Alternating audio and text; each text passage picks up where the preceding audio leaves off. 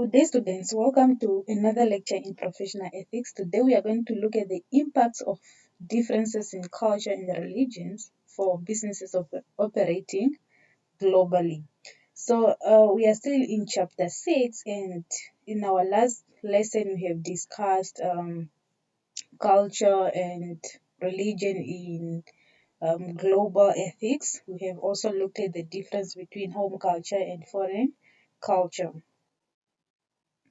So you're saying that companies operating abroad need to be fully aware of the different cultures of the country they operate in, as well as the potential harm they can cause to the business if they do not handle that properly.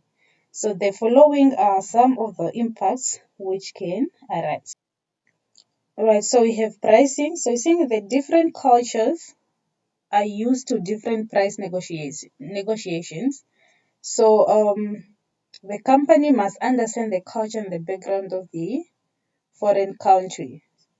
So when it comes to pricing, culture can affect the negotiation by, let's say, for example, not knowing what price is acceptable. So if the country has a high bargaining margins, so this can be difficult task. In African countries, price dumping is acceptable, which is mostly different in Europe and other countries. And for instance, in Namibia, it is a bad idea to set the price too high in the beginning because people are used to lower prices. So this is actually a huge negative impact on the business because it means the ultimate sacrifice is lower price for you to make sure that you are able to cope in that country. So it's very important for the foreign company to understand the local suppliers' needs and wants so that the risk with purchasing becomes minimal and the price is the best price possible. Now, so we are saying that to be able to do this, the company has to understand the culture as well as the background of that foreign country that it's trying to operate in. Then we have technology. So you're saying that due to globalization, technology enables people to easily connect with people around the world, but few rules to remember before doing so. If for instance, if making an international phone or video conferencing call, you have to be conscious of the time zone, the difference, and make sure to set the reasonable time for all involved parties to interact. So, for instance, the time in Namibia might be different in the time in the Western um, countries and so on. So, it's very important to remember that cultural differences can also affect availability. Some people prefer working in the morning, and some prefer working in the afternoon. So, for instance, just because you said you maybe a conference call for the middle of the business, day does not actually mean that that time will be favorable for the people you are conducting business with. So some people might they have different time that they prefer, right?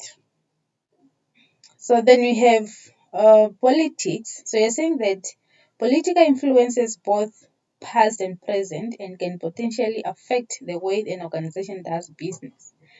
And some cultures have a very strong sense of nationalism or government pride and therefore are more comfortable and willing to purchase from companies with some sort of government backing, like maybe supporting the government and so on. And I say that conducting business with those of now differing cultures can also impact negotiation if there's ongoing political disputes between the involved parties. It's easier for a company to make sure that they are try to avoid such conflict and just try to be to do business, not be totally involved in political disputes and conflicts. Right. Then we have advertising. We are saying that um, advertising to members of different cultures always prove difficult to fully satisfy everyone because their cultures differ. when a business operates in a foreign country, they should be fully aware of the cultural as well as the religious background of its customers. So, so to make sure that their advertisements are in line with the culture and so on. For example, if you are maybe you are selling sex products and so on, some countries are not yet open to that and so on. They might find your advertising offensive and so on, which can actually hinder the success of your business. Right. So let's look at employees. We are saying that employees are the greatest asset of an organization. There's an organization to be fully successful, it depends heavily on its employees. That's the different countries due to different regions and culture. A group of people can be considered lazy and other hardworking. So we are saying that you have to be careful when it comes to the type of staff that you're going to employ in your company. So in most cases, if you are using your, let's say, employees from your from your country, from your home country to go work with, that's better. But if you're going to hire people in that country, it can be a little bit difficult because their culture might be different, the way they are treated and so on. So right, when we have negotiation, you're saying that there are differences in negotiating styles for each country to another. In some cultures, a person involved in an international business deals would like to build up personal and closer relationship first, establish the fidelity and the trust of their trade counterparts before doing business contracts and activities with them. So, and in other cultures, business negotiators would prefer to do contracts directly, relying deeply on the legal rights and obligation clauses included in that safeguard of their interest. So, it is important to have in mind that even if in adaptation to the foreign culture, it's good when it comes to future negotiations and cooperations. So you have to make sure that you are aware of what is going on, how people prefer to be spoken to negotiate, and so on. Then we have language barriers. So you're saying that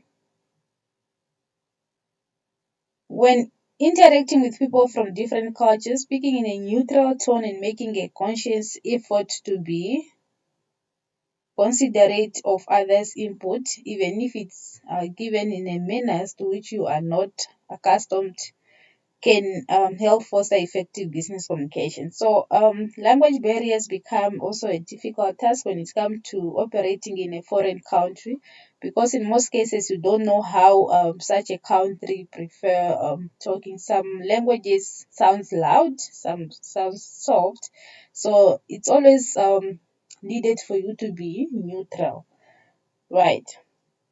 Then lastly, we have target audience. So you're saying that when launching a marketing campaign or advertising to members of a different culture, it's always proven to be difficult to fully satisfy everyone, because what is appealing to the one person might not be appealing to another person. So, and you're saying the level of conservatism, gender views, ideology can vary greatly because of culture.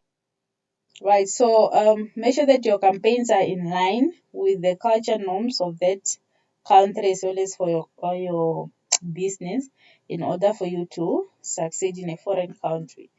Right, so this will take us to the end of our lesson today. I hope you have enjoyed the lesson, and if you have any question, do not hesitate to contact me. I'll see you guys in our next lesson.